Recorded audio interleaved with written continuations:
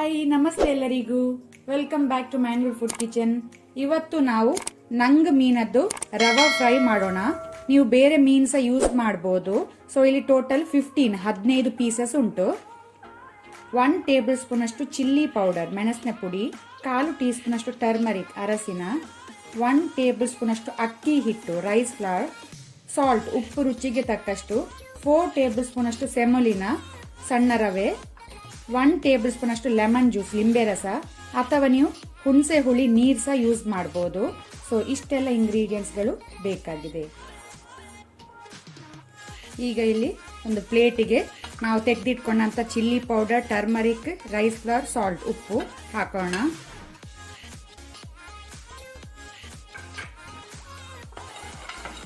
ಅದರ ಜೊತೆನೆ ಲಿಂಬೆ ರಸ ಲೆಮನ್ ಜ್ಯೂಸ್,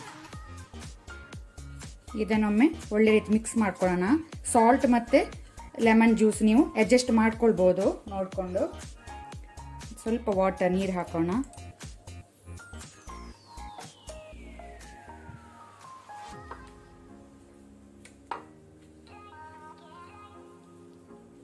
ಒಳ್ಳೆ ರೀತಿ ಮೀನಿಗೆ ಇದನ್ನು ಮಸಾಲವನ್ನು ಕೋಟ್ ಮಾಡ್ಕೊಳ್ಳಿ.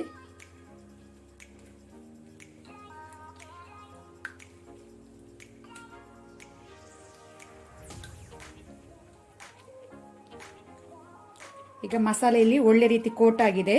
ಈಗ ನಾವಿದನ್ನು 15 minutes to half an hour ಇದನ್ನು ನಾವು ಮ್ಯಾರಿನೇಟ್ ಆಗಲು ಇಡುವ.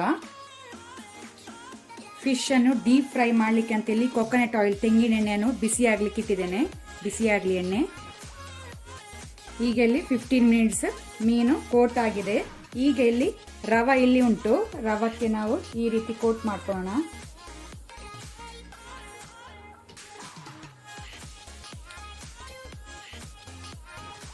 ಈಗ ಇಲ್ಲಿ ಎಣ್ಣೆ ಒಳ್ಳೆ ರೀತಿ ಬಿಸಿಯಾಗಿದೆ. ಫ್ಲೇಮನ್ನು ಈಗ ಮೀಡಿಯಂ ಅಲ್ಲಿ ಇಟ್ಕೊಳ್ಳುವ.